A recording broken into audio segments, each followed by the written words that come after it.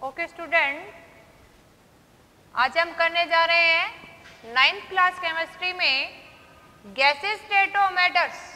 कल हम स्टडी कर रहे थे कि फिजिकल प्रॉपर्टीज के बेसिस पे टाइप्स ऑफ मैटर, जिसमें हमने सॉलिड और लिक्विड को डिस्कस कर लिया है। और आज हम थर्ड टाइप्स ऑफ मैटर को स्टडी करने जा रहे हैं and third type of matter is gases state.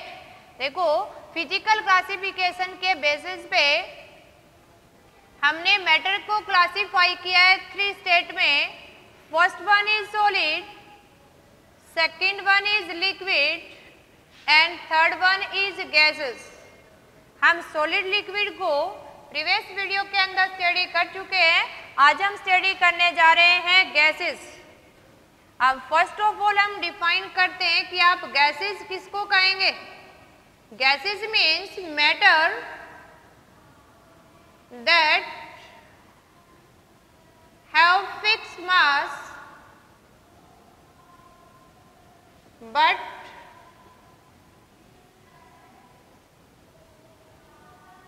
shape, size and volume are indefinite because its shape, size and volume depend upon the container in which gas are filled up। आपने gas को balloon में भरा तो balloon की shape ले लेते हैं, cylinder के अंदर डाला तो सिलेंडर की। अगर हमने यहाँ 1 ग्राम 2 ग्राम अगर कोई गैसेस कमरे के अंदर अपने क्लासरूम में छोड़ दी है तो वो पूरे रूम में सेपरेट आउट हो जाएगी, डिफ्यूज हो जाएगी, फैल जाएगी। दैट मीन्स हम ये तो कह सकते हैं कि हमारे पास फिक्स मास ऑफ गैसेज है। जनरली गैसेस को वॉल्यूम में एक्सप्लेन कर सकते हैं, अगर हम कहें तो गैसेस का मास फिक्स हो सकता है, लेकिन वॉल्यूम, शेप, साइज सब इनडेफिनेट होता है। That depend upon the container या वेसल्स जिसके अंदर हमने उसको रखा है। अब इनको कैसे इनडेफिनेट है वो उसकी प्रॉपर्टीज से हमें पता चल जाएगा। तो नेक्स्ट वन हम स्टडी करते हैं प्रॉपर्टीज ऑफ गैसेस। गैसेस के अंदर कौन सी प्रॉपर्टीज होंगी स्टडी करते हैं। देखो, फर्स्ट वन इसकी डेफिनेशन हो सकती है, हम लिख रहे हैं कि इसकी शेप, साइज, वॉल्यूम सब इनडेफिनेट होता है। कोई चीज फिक्स नहीं है, वो सब कंटेनर पे डिपेंड करती है। तो क्यों डिपेंड करती है?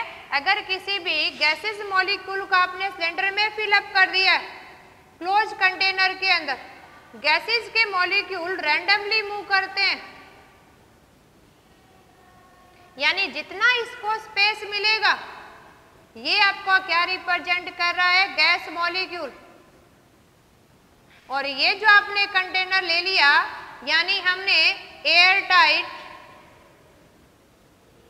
एक बॉक्स ले लिया है, उसके अंदर गैसेस को फिलअप किया है, तो गैसेस के मॉलिक्यूल क्या करते हैं? पूरे बॉक्स को कवर अप कर लेंगे, यानी रैंडमली पूरे बॉक्स को क्या कर लिया इन्होंने? फिलअप कर लिया। तो आपको देखो इस डायग्राम से ही क्या दिखाई दे रहा है हमें। फर्स्ट वन क्या लिखेंगे? गैसेस मॉलिक्यूल और you can say particles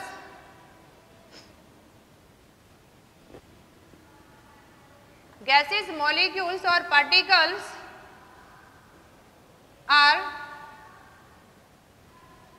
loosely packed, और क्या कह सकते हो?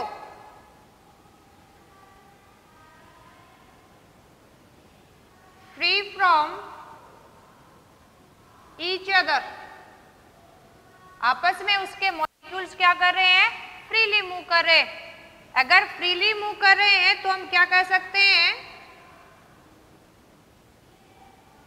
Molecules of gases have negligible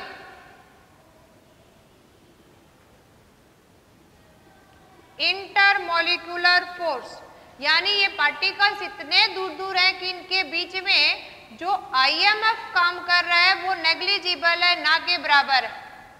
क्योंकि पार्टिकल्स के बीच में इतनी ज्यादा स्पेस है, मोशन है, तो इनके अंदर क्या है? Negligible IMF. IMF means intermolecular force.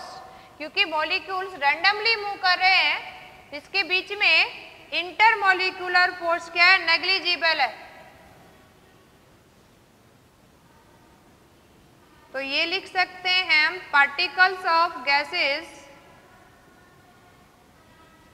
Moves randomly. कैसे मूव करते हैं? रैंडमली मूव करते हैं विदाउट ए प्रॉपर डायरेक्शंस और एनर्जी। ये रैंडमली कोलाइड करते रहते हैं और मोशन में रहते हैं। यानी ये कहें कि एक गैसेस मॉलिक्यूल ही है तो यहाँ भी मूव कर सकता है। जैसे ही कंटेनर से सेकंड मॉलिक्यूल से टकराएगा इधर भी मूव कर सकता है। ये रैंडमली मूव कर रहे। तो particles of gases are randomly move. इसके केस में नेक्स्ट वन प्रॉपर्टी हम एक्सप्लेन कर सकते हैं कि नेग्लिजिबल इंटरमॉलिक्यूलर फोर्स है, रैंडमली मूव कर रहे हैं। तो इनके बीच में देखो, अगर किसी गैसेस मॉलिक्यूल है ये टोटली फ्री है तो बीच में जो ये स्पेस रह गई है इनके अंदर, ये जो स्पेस है इसको क्या बोलते हैं? Intermolecular space. ये मान लो first, second, third and fourth gases के मॉलिक्यूल है तो इसके बीच में जितनी स्पेस रह गई है, जितना वॉइड्स है, वो क्या है? Intermolecular space. तो ये क्या कह सकते हैं?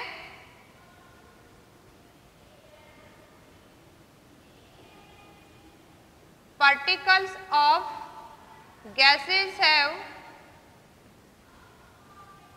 large intermolecular space, यानी बहुत ज्यादा इंटरमॉलिक्यूलर स्पेस है, नेग्लिजिबल फोर्स है।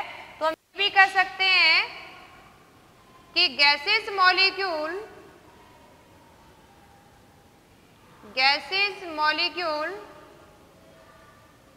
possess higher kinetic energy. यानी इन कंपेयर टू सॉलिड और लिक्विड काइनेटिक एनर्जी किसकी ज्यादा होगी? गैसेस की। और काइनेटिक एनर्जी ज्यादा है, रैंडमली मूव कर रहे हैं तो इसकी एक मोस्ट इंपोर्टेंट प्रॉपर्टी ये भी राइट कर सकते हैं हम, गैसेस ऑफ फ्लूइडिटी, यानी इजीली फ्लो करते हैं। जैसे आपने हवा को फ्लो करते हुए देखा हो तो गैसेस मॉलिक्यूल के अंदर क्या होती है? फ्लूइडिटी होती है। अब देखो, हमने फिजिकल प्रॉपर्टीज के बेसिस पे 3 टाइप्स ऑफ मैटर स्टडी कर लिया है, सॉलिड, लिक्विड एंड गैस। ऐसे गैसेस का अगर आप एग्जांपल लें तो हमारे पास बहुत सारे एग्जांपल हैं। यानी अगर हम एग्जांपल देखें गैसेस के, आपने देखा है ऑक्सीजन गैस है, नाइट्रोजन गैस है, या सिंपल हम कहें एयर। तो ये क्या है? Different examples of gases. जैसे आप कहें कि अमोनिया भी गैसेस फॉर्म में एग्जिस्ट करती है, SO2 है, कार्बन डाइऑक्साइड है, सल्फर डाइऑक्साइड है एंड सो मैनी गैसेस। ये सब क्या है? गैसेस मॉलिक्यूल्स आर फ्री, और फ्री है तो रैंडमली मूव कर रहे हैं। क्यों मूव कर रहे हैं? क्योंकि दो मॉलिक्यूल्स के बीच में वीक इंटरमॉलिक्यूलर फोर्स है, और वीक इंटरमॉलिक्यूलर फोर्स है, इसी की वजह से रैंडमली मूव कर रहे हैं। रैंडमली मूव करेंगे तो उसके अंदर काइनेटिक एनर्जी ज्यादा होगी। अब काइनेटिक एनर्जी है, रैंडमली मूव कर रहे हैं तो इसके बीच में क्या है? Large intermolecular space. और इन सब प्रॉपर्टी के बेसिस पे क्या कह सकते हैं कि गैसेस ऑफ फ्लूइडिटी, यानी गैसेस के अंदर फ्लो करने की टेंडेंसी है। अब देखो, इन्हीं की प्रॉपर्टी को स्टडी करने के बाद उस टर्म्स हम स्टडी कर रहे हैं that are most important terms, और वो टर्म्स अपने मैटर से रिलेटेड कौन से हैं? फिर हम कंपेयर करेंगे 3 स्टेट ऑफ मैटर को। उससे पहले हम कुछ इंपोर्टेंट टर्म्स हैं वो स्टडी कर लेते हैं। जैसे एक हम बार बार बोल रहे हैं फ्लूइडिटी। अब ये फ्लूइडिटी है क्या?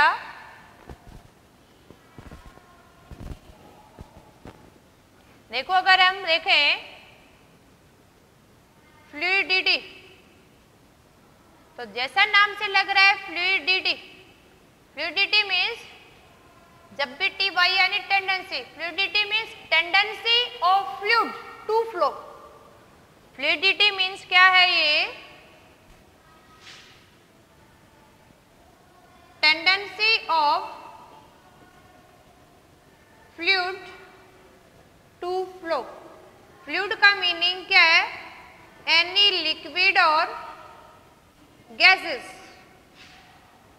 अगर किसी भी लिक्विड गैस के अंदर फ्लो करने की, बहने की जो टेंडेंसी है, उसकी कैपेसिटी है, उसको हम क्या बोलते हैं, फ्लूइडिटी। और फ्लूइडिटी किस पे डिपेंड करती है, उस पार्टिकल्स के, उस मैटर के जो पार्टिकल है उसके आईएमएफ पे डिपेंड करेगी।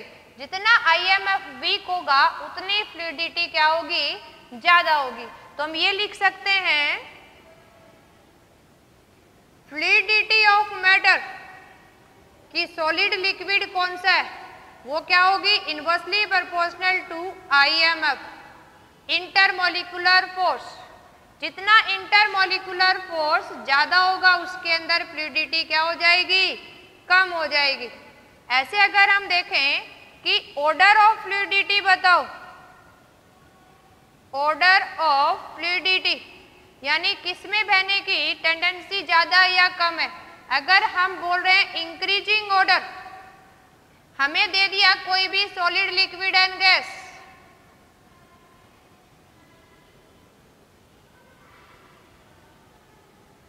अब देखो हमने पढ़ा था कि सॉलिड के अंदर पार्टिकल टाइटली पैक है, लिक्विड के अंदर लूजली है और गैसेज के अंदर फ्रीली है।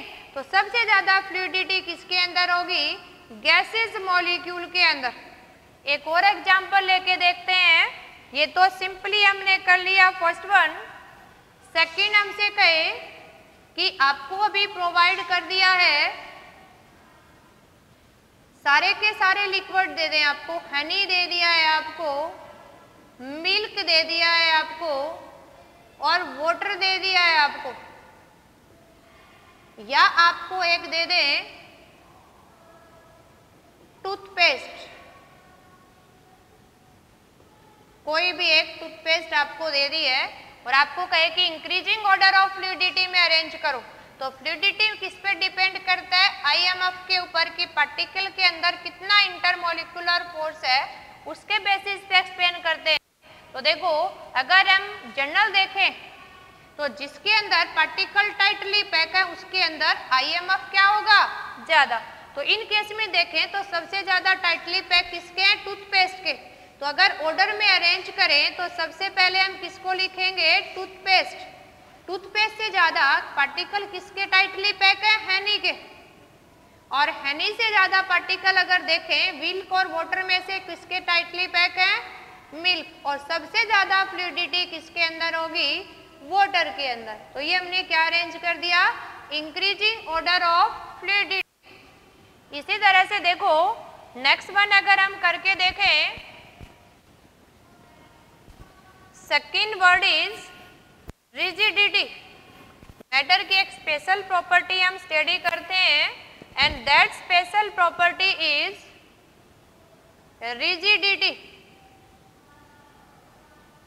रिजिडिटी मीन्स क्या होता है, देखो property of a matter that resist to change, यानी जिसके अंदर इंटरमोलिकुलर फोर्स पार्टिकल के बीच में ज्यादा होगा तो पार्टिकल्स टाइटली पैक होंगे, देन रेसिस्ट टू चेंज। तो क्या कहेंगे, रिजिडिटी मीन्स क्या है, tendency of matter to resist change। जो resist to change हो उस प्रॉपर्टी को क्या बोलते हैं हम, रिजिडिटी। और अगर रिजिडिटी को हम डिफाइन करें in simple, then rigidity is directly proportional to intermolecular force, यानी किसी मैटर के पार्टिकल जितने टाइटली पैक होंगे उसके अंदर उतनी ज्यादा क्या होगी, रिजिडिटी होगी। दैट मीन्स उसके पार्टिकल्स के बीच में उतना ज्यादा इंटरमोलिकुलर फोर्स है कि उसको सेपरेट आउट करना, शेप चेंज करना डिफिकल्ट है। तो रिजिडिटी क्या होती है, tendency of matter to resist change. इसी फॉर्म में हमारा जो क्वेश्चन बनता है वो ऑर्डर की फॉर्म में कहें कि अगर ऑर्डर ऑफ रिजिडिटी हमने स्टडी करनी है तो सिंपली अगर हम देखें तो सबसे ज्यादा रिजिडिटी किसके अंदर होगी, जो 3 स्टेट ऑफ मैटर हमने डिफाइन किए। तो सबसे ज्यादा इंटरमोलिकुलर फोर्स किसमें था, सॉलिड में। तो सबसे ज्यादा रिजिडिटी भी किसमें हो जाएगी, सॉलिड के अंदर। अब देखो अगर सॉलिड के अंदर ही कंपेयर करें, आपको प्रोवाइड किया गया है, आपने अरेंज करना है उसको इंक्रीजिंग ऑर्डर में, आपको दे दिया है आयरन रॉड, आपको दे दिया है चॉक और आपको प्रोवाइड कर दिया है वुड। अब आपने इसको रिजिडिटी के अनुसार अरेंज करना है। रिजिडिटी मीन्स मॉलिक्यूल के बीच में इंटरमॉलिक्यूलर फोर्स कैसा है। तो आप देखते हैं आयरन जो रोड है उसको आप शेप चेंज नहीं कर सकते और आयरन से लूजली कौन है वुडन, जिसको इजीली आप थोड़ी सी ताकत लगा के ब्रेकअप कर सकते हो, लेकिन अगर चोक है तो उसको आसानी से तोड़ सकते हो। तो अगर रिजिडिटी के इंक्रीजिंग ऑर्डर में अरेंज करना है आपको, तो सबसे कम किसके अंदर है, चोक के अंदर, चोक से ज्यादा किसके अंदर है, वुड के अंदर, और वुड से ज्यादा किसके अंदर होगी, आयरन रोड के अंदर। तो हम किसी भी गिवन मैटर को अरेंज कर सकते हैं अकॉर्डिंग टू रिजिडिटी। एक और हम प्रॉपर्टी करते हैं कंप्रेसिबिलिटी। कंप्रेसिबिलिटी किस पे डिपेंड करती है, आईएमएफ के साथ साथ आईएमएस पे। तो थर्ड वन एक प्रॉपर्टी हम स्टडी करने जा रहे हैं, दैट इज कंप्रेसिबिलिटी, यानी एबिलिटी टू कंप्रेस।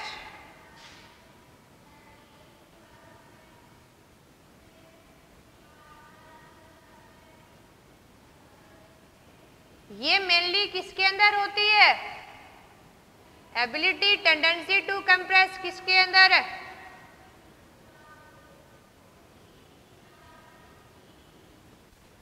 यानी किस पे डिपेंड करती है ये, mainly depend upon intermolecular space. Gases molecule के अंदर लार्ज इंटरमॉलिक्यूलर स्पेस होता है, तो गैसेज आर इजीली कंप्रेस्ड। किसी बैलून के अंदर आपने हवा भर दी और उसको आप अपनी पाम से क्या कर सकते हो, कंप्रेस कर सकते हो। लेकिन अगर हमारे हाथ में डस्टर है, क्या इसको कंप्रेस कर सकते हैं हम, बिल्कुल नहीं कर सकते हैं। तो ऐसे ही क्या कहे कि कंप्रेसिबिलिटी भी एक प्रॉपर्टीज ऑफ मैटर है, और क्या है, टेंडेंसी टू कंप्रेस, क्या उसको संपीड़ित कर सकते हैं आप, प्रेशर लगा के क्या उसके वॉल्यूम साइज को कम कर सकते हैं। तो कंप्रेसिबिलिटी भी किस पे डिपेंड करती है, इंटरमॉलिक्यूलर स्पेस के ऊपर। और अगर हम एक्सप्लेन करें ऑर्डर ऑफ कंप्रेसिबिलिटी,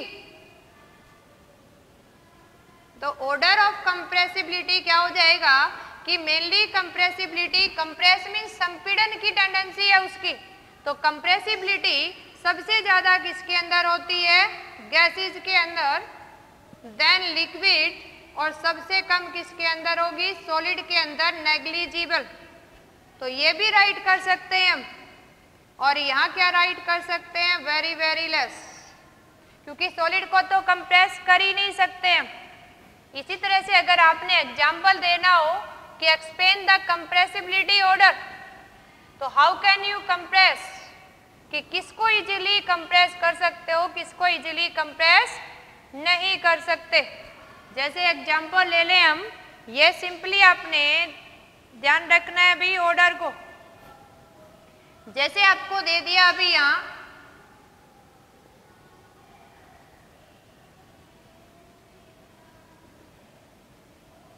प्लास्टिक दे दी आपको, सोयल दे दिया अभी, या सिंपली आप ये कहें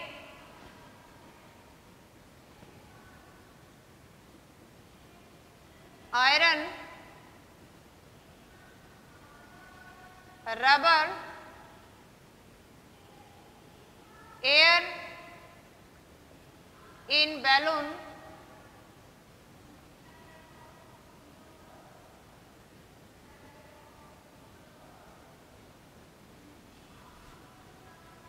अब आपने अरेंज करना है इसको, तो सबसे ज्यादा कंप्रेसिबिलिटी किसके अंदर होगी, एयर के अंदर, एयर से ज्यादा किसके अंदर होगी, रबर के अंदर भी, और रबर से कम किसके अंदर होगी, प्लास्टिक के अंदर, और प्लास्टिक से भी कम किसके अंदर होगी, आयरन के अंदर। तो हम किस में अरेंज कर सकते हैं, decreasing order of compressibility. Compressibility का मीनिंग क्या है, उसको कितना आप कंप्रेस कर सकते हैं, क्या दबाने के बाद उसका शेप साइज वॉल्यूम कर सकते हैं क्या। अगर कम हो रहा है तो कंप्रेस हो रही है, और अगर कम नहीं हो रहा है तो क्या हो रही है, कंप्रेस नहीं हो रही है। तो ये हमने क्या लिख दिया है, डिक्रीजिंग ऑर्डर ऑफ कंप्रेसिबिलिटी। जैसे आपको सिंपल दे दें, एक जो गद्दे वगैरह में हम डालते हैं फोम, एक आपको दे दिया है रबर और एक आपको दे दे मान लो वुड, आप सारे के सारे क्या है, सॉलिड, आपने कंप्रेसिबिलिटी बतानी है। वैसे तो कंप्रेसिबिलिटी सॉलिड में नेग्लिजिबल होती है, लेकिन आपने शॉर्ट आउट करना है कि इसका ऑर्डर बताओ, इंक्रीजिंग या डिक्रीजिंग ऑर्डर में अरेंज करो। तो फोम के अंदर क्या होता है, आईएम ऑफ एयर्स होती है in between the foam particles, और रबर में क्या होती है, इससे कम, और वुडन में इससे भी कम। तो सबसे ज्यादा कंप्रेसिबिलिटी किसमें होगी, फोम के अंदर। तो इस तरह से डिफरेंट टाइप्स ऑफ मैटर को आप क्या कर सकते हो, कंप्रेस करके देखेंगे। जिसके अंदर कंप्रेसिंग टेंडेंसी ज्यादा है तो क्या कहेंगे, हाईली कंप्रेसिबल, और जो कम कंप्रेस हो रहे हैं उसको क्या बोलेंगे, लेसर कंप्रेसिबिलिटी है। इसी के लिए आपके लिए कुछ क्वेश्चन दे रहे हैं जो आपने सोल्व आउट करने हैं।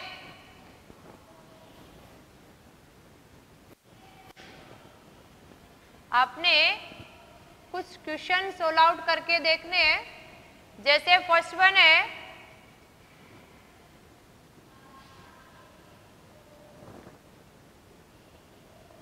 Right state of matter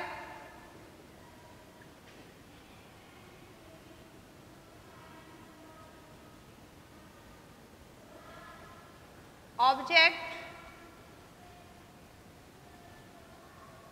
that you observe in your surrounding। आप अपने चारों तरफ जितने भी मैटर देख रहे हैं उनका आपने स्टेट फाइंड आउट करना है कि आप पहचान पा रहे हैं कि नहीं। जैसे आपके पास वाटर है, आइस है, वुडन है, या आपकी टेबल चेयर है, पेन है, इन सब की आपने स्टेट राइट करनी है कॉपी में। सेकंड वन आपने राइट करना है, find out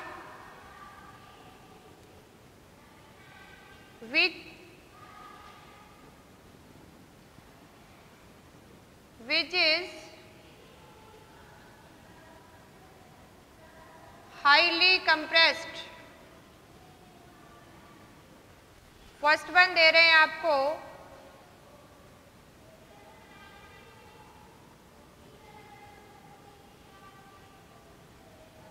foam, paper. Next one दे रहे हैं आपको sand, chalk and methane gas.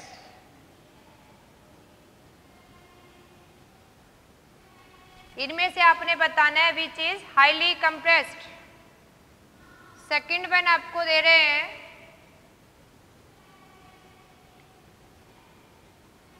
Iron, water, Honey.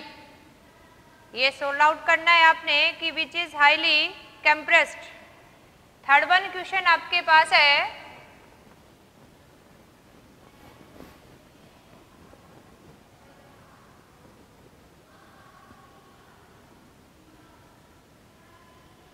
which have maximum intermolecular force। First one दे रहे हैं आपको iron, copper, wood and plastic.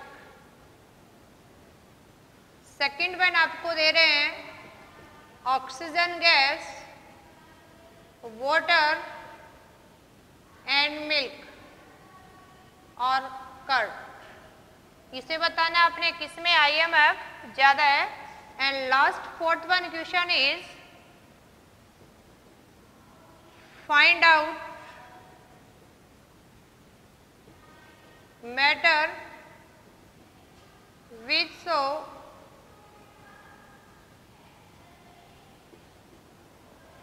fluidity out of